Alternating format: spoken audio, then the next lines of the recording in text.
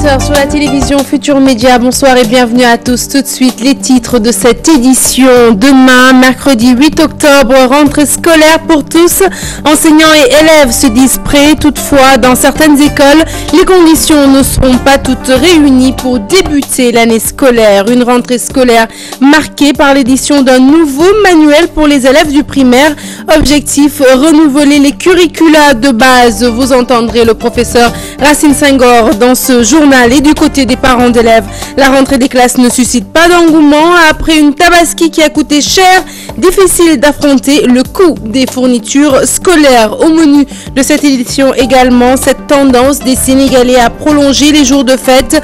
La tabaski en particulier à Dakar. De nombreux commerces étaient fermés ce mardi. Des kiosques de journaux aussi. Résultat, de nombreux lecteurs ont dû parcourir de longs trajets pour se procurer leur quotidien préféré. Et puis, les Pots de Roi réclament la réouverture des frontières avec la Mauritanie. Leurs activités seraient au ralenti depuis la décision des autorités sénégalaises de fermer les frontières avec ce voisin du Nord pour éviter tout risque de propagation du virus Ebola. Voilà pour les titres. Le développement, c'est tout de suite.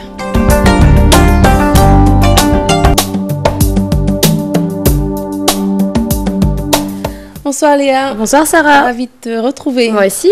Rebonsoir à tous. Un journal que nous ouvrons avec la rentrée scolaire effective demain, 8 octobre, avec un corps enseignant et des élèves fin prêts à retourner dans les classes. Toutefois, dans certaines écoles, les conditions ne sont pas toutes réunies pour débuter l'année scolaire. C'est le cas à l'école primaire El Hadj Baytir Samb de Ngor, où des outils de travail réduits et des moyens très limités constituent une entrave à l'ouverture des classes. Le directeur de l'établissement sollicite l'appui de sa municipalité. Reportage Mbaké Amar et Adam Agaï. Un budget inexistant et une allocation absente de la mairie. Autant de problèmes qui accablent l'école élémentaire El Hadj Baytir Samb de Ngor, à moins de 24 heures de la rentrée. Pour ce qui est du budget, bon, c'est zéro chez nous. Les écoles élémentaires n'ont pas de budget. Présentement, je dois remettre demain à chaque maître un registre d'appel. On n'a pas les moyens d'acheter ça.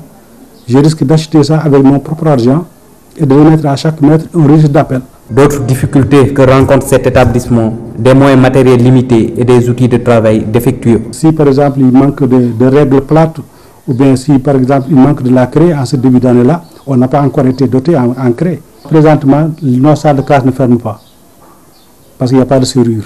Le directeur d'école invite les autorités municipales à réagir. L'appel que je lance aux autorités municipales, parce que ce sont les plus proches de moi, et je pense que peut-être elles sont dans de bonnes dispositions de nous venir en aide, c'est leur dire encore que l'école leur appartient au village de Ngor.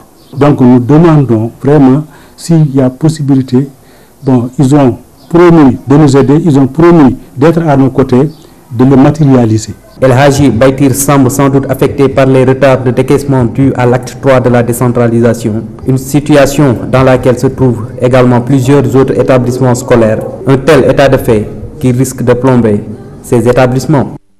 Une rentrée des classes marquée par l'édition d'un nouveau manuel scolaire comptant pour l'année 2014-2015, un manuel destiné aux élèves un manuel destiné pour les élèves de primaire, Sarah. Et objectif visé, selon le professeur Racine Senghor, c'est de permettre à l'enfant d'aller au-delà de ce qu'il apprend à l'école, mais aussi de renouveler les curricula de base. Fatou Bintou Conté et Alun Diagne. Un nouveau manuel pour l'enseignement élémentaire au Sénégal. Cette année, les élèves du primaire vont étudier avec de nouveaux livres. Les manuels sont indispensables. C'est la première chose. Ce qui est la grande bataille, la grande revendication qu'il faut faire, c'est qu'il y ait des manuels dans les écoles. Il faut qu'il y en ait suffisamment pour que les élèves puissent se référer aux manuels. Que les enseignants aussi puissent utiliser les manuels. Mais c'est indispensable pour chaque élève d'avoir des manuels. Les scolaires permettent d'approfondir l'éducation des enfants, non seulement en classe, mais aussi à la maison, d'où leur valeur éducative. Il faut reconnaître que les manuels doivent changer périodiquement, parce que le cadre change, l'environnement évolue, donc les manuels changent, parce que les contextes changent, les ne sont plus les mêmes, les familles ont évolué, les cadres géographiques et humains évoluent, la connaissance évolue, le savoir évolue. Le professeur Racine Senghor estime que ces manuels doivent changer périodiquement pour s'adapter au programme. Une des carences du système éducatif, c'est le déficit de manuels scolaires. C'est le déficit. Ce n'est pas la nature du manuel, etc. C'est pas ça, c'est le déficit. Il fustige d'ailleurs le déficit de livres scolaires constaté dans l'enseignement au Sénégal. La rentrée des classes, c'est demain et pourtant de nombreux parents d'élèves auraient bien repoussé l'échéance. En effet, la Tabaski à peine digérée, beaucoup disent ne pas être prêts à affronter les dépenses des fournitures scolaires. Des dépenses qui bien sûr ne concernent pas les écoliers qui, eux, sont impatients de retrouver leurs camarades de classe. C'est un reportage signé Nafissatou Silla et Younous Diatta. Rentrée des classes, édition 2014-2015, pour beaucoup de parents d'élèves, c'est déjà compliqué et pour cause, les nombreuses dépenses de la fête de Tabaski. C'est vraiment difficile la succession de ces événements. Seul Dieu peut nous venir en aide. Je suis tellement paniquée que depuis le déjeuner, je n'ai pas lavé ma main. Les fournitures coûtent excessivement cher sans compter les vêtements. Fourniture d'école. Il n'y a pas d'argent et tout coûte cher. Les habits comme les fournitures. Machallah maintenant. C'est encore plus dur quand on se débrouille pour payer la scolarité de son enfant. Chez la famille Bassis à la Médina, même si ce n'est pas du tout facile, on est contraint de faire des dépenses supplémentaires, mais ce n'est pas à cœur joie qu'on entame cette nouvelle année scolaire. Les grèves sont récurrentes et cela réduit le quantum horaire et démoralise les parents et élèves. Cela nous pousse à ne plus avoir de l'engouement pour acheter les fournitures ou autre chose. Du côté de quelques élèves, c'est l'impatience. Oui, je suis très impatiente de retrouver mes camarades parce que ça fait trois mois que je ne les ai pas vus. On forme une très grande famille à l'école. Mes professeurs, mes camarades de classe, tous mes amis, la classe, l'école. J'ai envie de retrouver une nouvelle classe. Les nombreuses charges de la Tabaski ont fait que cette année, des parents d'élèves n'ont pas manifesté un engouement face à la rentrée des classes. Et direction le sud à présent pour parler du système LMD introduit dans l'enseignement supérieur depuis plusieurs années. Il commencerait à porter ses fruits, mais il ferait plus de chômeurs que de travailleurs, notamment en région. C'est le cas à Ziguinchor et c'est une correspondance signée Boubacar Diassi. Katiba Diatta est un jeune originaire du Gassa. Une licence de sociologie en poche, système LMD, il est en principe apte à servir. Mais l'emploi est pour lui une chimère. Oui, je n'ai pas trouvé de travail. J'ai déposé 5 demandes. Ma situation est critique. Parce que quand je dis que critique, là, tout le monde va peut-être se poser des questions. Parce que moi, je me prends en charge. Il n'y a pas quelqu'un qui peut me soutenir. Je suis là. Même système, même produit. Oumi Manga, elle, a déjà empoché depuis des années une licence en informatique appliquée et une licence professionnelle en création multimédia. Elle est aussi au chômage. J'ai aussi besoin de voir nos parents s'occuper de nous depuis notre enfance jusqu'à présent parce que je suis en train de prendre l'âge et c'est gênant aussi de se réveiller tous les jours quand on te donne à manger là où dormir. C'est gênant quoi. Existe-t-il une courroie de transmission entre le système LMD version Sénégal et le monde de l'emploi? La réponse de l'autorité. Nous avons tout récemment lancé le programme Accueil Emploi. C'est un projet qui va se charger de recueillir l'ensemble des demandeurs d'emploi de la région pour permettre aux jeunes de trouver le premier emploi. Je peux vous parler de 3 projets qui ont été mis en place. Et fort heureusement, la région de Ziguinchor a été choisie pour abriter 2 de ces 3 projets, c'est-à-dire le partage d'abord, le programme d'appui à la promotion de l'emploi des jeunes et des femmes. Il y a également le PRODAC qui est là, le programme des domaines agricoles communautaires. Il faut dire que nous n'avons pas, au moment où je vous parle, de statistiques fiables par rapport au taux de chômage de la région. S'il n'existe pas de statistiques sur le chômage à Ziguinchor, une chose est sûre, ils sont nombreux ces jeunes qui sortent de nos universités et instituts publics comme privés, qui se tournent les pouces en attendant un hypothétique emploi. Retour à Dakar, Tabaski oblige, quelques rares kiosques à journaux étaient ouverts ce matin, aucun fait particulier, sinon des vendeurs qui continuent tout simplement de savourer le lendemain de la fête au village. Résultat, ce début de semaine, les taux de tirage étaient presque réduits de moitié et les lecteurs ont dû faire un long trajet pour pouvoir être servis. C'est un reportage signé Maïmouna Ndiaye et Diafaraba. Ngor, Almadi, des vendeurs de journaux absents tout au long de ces artères, comme si la fête de l'Aïd el-Kébir se prolongeait.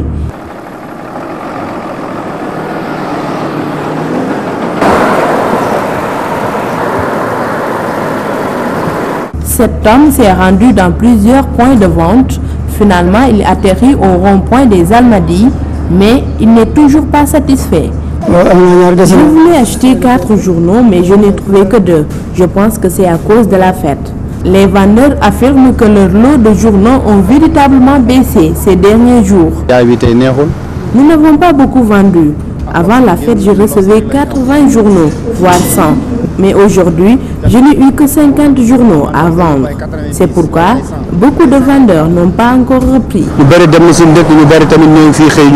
Mieux, le quotidien le plus vendu, son tirage est réduit. Actuellement,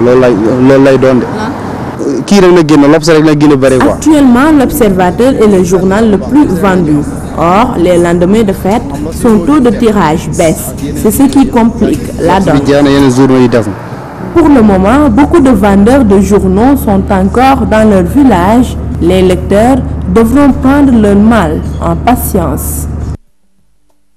Prolonger les fêtes, une habitude bien sénégalaise, surtout lorsqu'il s'agit de la fête de la Tabaski. Ce mardi encore, les activités tournaient au ralenti. Tout à fait, Léa, et les vendeurs de recharge téléphonique en ont fait les frais puisqu'ils étaient nombreux à ne pas voir l'ombre d'un client. Daïmo Cécile les a rencontrés. Reportage. Lendemain de Tabaski à Dakar, des activités au ralenti. C'est le cas de vendeurs de cartes de crédit téléphonique qui déclarent reprendre le travail aujourd'hui. Je viens de commencer aujourd'hui. Moi aussi, je viens juste d'arriver. Je suis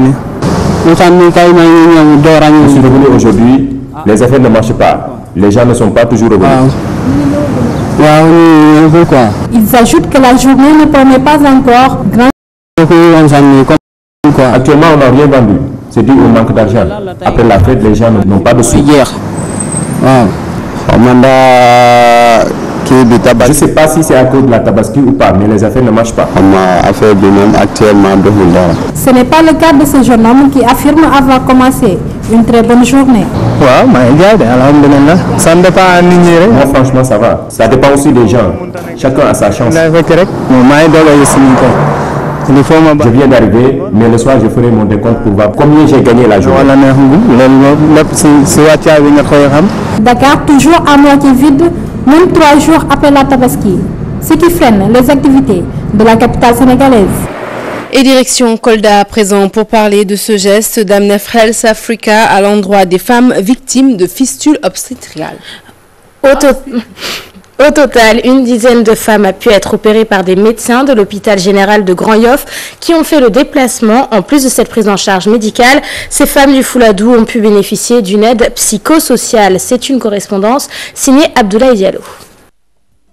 La fistule obstétricale est l'une des maladies la plus inquiétante dans la santé de la reproduction au Fouladou. Les femmes coldoises qui souffrent de cette pathologie sont nombreuses et leur nombre ne cesse d'augmenter. D'aucunes parmi les victimes de la fistule obstétricale sont issues de foyers démunis et ont généralement des difficultés pour se soigner.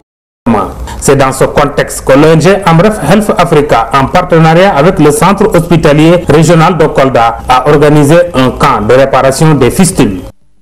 C'est ça. Donc, nous avons eu à organiser un camp de réparation des fistules vésico-vaginales d'origine obstétricale au niveau de l'hôpital régional de Kolda. Parce que comme vous le savez certainement, la fistule fait des ravages au niveau de la région de Kolda. Et c'est une maladie qui touche beaucoup de femmes. Donc, à chaque fois que nous le pouvons, nous menons des activités pour prendre en charge les femmes vivant avec la fistule. Durant ce camp, 14 femmes vivant avec la fistule ont pu bénéficier gratuitement d'un traitement médical adéquat. En plus de leur maladie, les victimes souffrent aussi de la stigmatisation. Pour amortir ce stress, Amref assurer une prise en charge médicale entière et un accompagnement psychosocial. Il va de soi qu'il faudra les accompagner parce que souvent les femmes qui vivent avec la fistule, elles sont rejetées, exclues, donc il va falloir les accompagner pour une bonne réinsertion sociale. Parce que la fistule a un aspect médical, social, économique.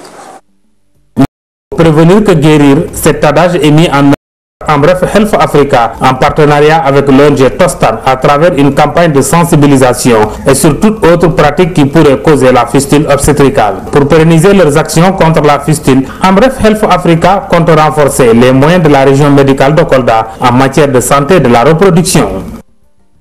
Et direction Podor à présent, où certains habitants réclament la réouverture des frontières avec la Mauritanie et pour cause, cette fermeture a des répercussions sur leurs activités. Ces derniers affirment en effet que leurs activités sont au ralenti depuis l'application de cette mesure, une décision des autorités sénégalaises pour contrecarrer un éventuel risque de propagation du virus Ebola. Pape Faraning, Petit Ndoye. Podor est en plein marasme économique. La fermeture des deux rives du fleuve Sénégal à cause du virus Ebola plombe l'activité principale des habitants de la région.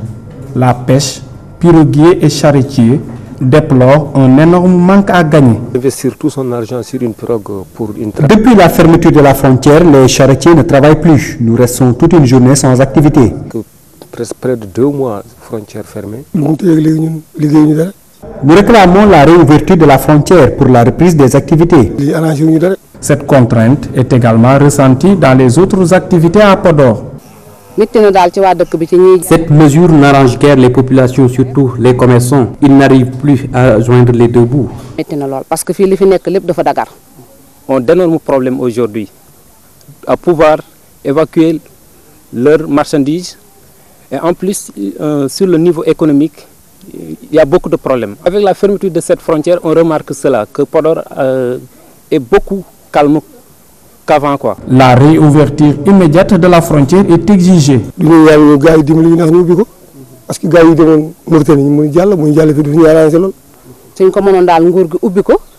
Vraiment, la réouverture des deux rives est plus que jamais nécessaire pour l'économie podoroise et le bien-être de nos familles. Avec cette fermeture, on risque d'attraper une maladie pire que le virus Ebola. On réclame l'ouverture de cette frontière. Oui, le plus rapidement possible avec les moyens de précaution avec la maladie Ebola. Les populations podoroises vivent un calvaire sans précédent depuis la fermeture de la frontière, car elles vivaient du commerce avec des échanges fructueux qui faisaient vivre la région.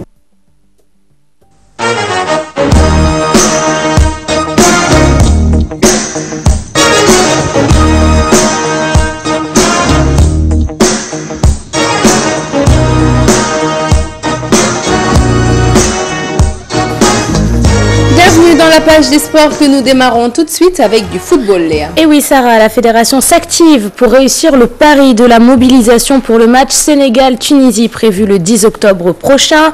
Les fédéraux vont donc augmenter le nombre de billets, 8000 de plus par rapport au match Sénégal-Égypte. Et puis l'aspect sécuritaire sera également pris en compte par la fédération. Compte rendu, Abdouaziz Khan et Mohamed Dian. Sénégal-Tunisie, un match crucial qui se prépare sur le terrain mais aussi en coulisses. Et la mobilisation reste un pari pour la fédération qui va mettre plus de 53 000 billets en vente. Au-delà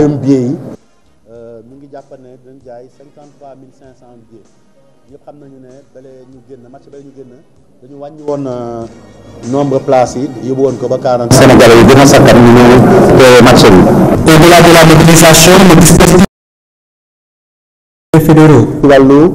kaaraange gi parce que xam nañ ko yàlla suturaal nañu match ba la ñu génn amuñu benn njàqare ci wàll boobu autorité de police yi autorité d'état yi gendarmerie def nañ ci benn liggéey bu jéggi dayoo ba nga xam ne li ñu doon ragal mu am ay yëngu-yëngu wala mu am ay jafe-jafe wala sax ay bousculade amu fa léegi loolu dañ koy tollanti rek defaat ko. ci yaatal bi foofu am nañu récemment ay samedi yoo xam ne.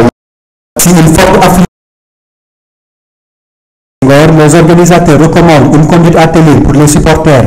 bañ a nag indi ay jumtukaay parce que dañuy contrôle ci bunte bi dañuy maanaam def li ñuy wax fuy ku yor ay ngànnaay ku yor ay bouteille ku yor ak loo xam ne ëllëg mën na ko utiliser comme ngànnaay doo dugg ci stade même fumigène yi maanaam pétard yi ñuy taal ak yooyu il faut que ñu xam ne CAF daf ko tere ku taal ay fumigène taal ay pétard. CAF daf ñuy teg ay daan donc il faut ñu jàppale ñu si. La double confrontation décisive. Octobre prochain, la fédération table sur un budget de plus de 160 millions. Ou comment entrevoir dès maintenant la qualification pour Maroc 2015? Et vous avez certainement dû remarquer que cet élément était en Wolof. Nous nous en excusons et nous restons avec cette conférence de presse en marge de laquelle le président de la Fédération sénégalaise de football en a profité pour aborder la prochaine saison de foot. Une saison qui va démarrer le 31 octobre prochain avec le tournoi du Parlement qui mettra aux prises 4 équipes. Le championnat, lui, sera lancé à partir du 15 novembre. Nous écoutons à nouveau Augustin Senghor et toujours au micro d'Abdoulaziz Kane et de Mohamed Dia. Tournoi Assemblée nationale bi nga xam ne mooy ndorteelu saison bi ñu ngi koy jouer le 31 octobre ak le 2 novembre. Saison bi di jeex. Le début de saison est prévu le 31 octobre avec le tournoi du Parlement et prendra fin le 2 août. Le tournoi du Parlement sera disputé par le champion de Ligue 1, le champion de National 1, le vainqueur de la Coupe de la Ligue et le vainqueur de la Coupe du Sénégal. Mais cette fois, ce sera le finaliste, l'Olympique de Ngor. Pour le championnat professionnel, le démarrage est prévu le 15 novembre. Pour le championnat amateur, il y a quelques changements puisque nous retournons dans une formule de Ligue régionale à l'issue de laquelle on organisera le tournoi de la montée. Nous organisons un tournoi de montée. L'équipe qui est National 1, il faut que nous taber. Et toujours en foot, sachez que le deuxième galop d'entraînement avec un groupe presque au complet s'est tenu ce mardi. Seul Dambaba manquait encore à l'appel. Les Bleus Papa Lundia et Ibrahim Mbaye ont affiché leur fierté d'intégrer la tanière et des images ainsi que le compte rendu de cette séance d'entraînement peut-être dans nos prochaines éditions. Voilà qui met fin à cette page des sports mais aussi à ce journal que nous avons été ravis de vous présenter. Prochain rendez-vous de l'information, le tout en images à 0h et l'info qui continue sur votre site www.gfm.sn. Merci Léa. Merci Sarah. Merci à tous de nous avoir suivis et bonne suite de programmes sur TFM. À demain.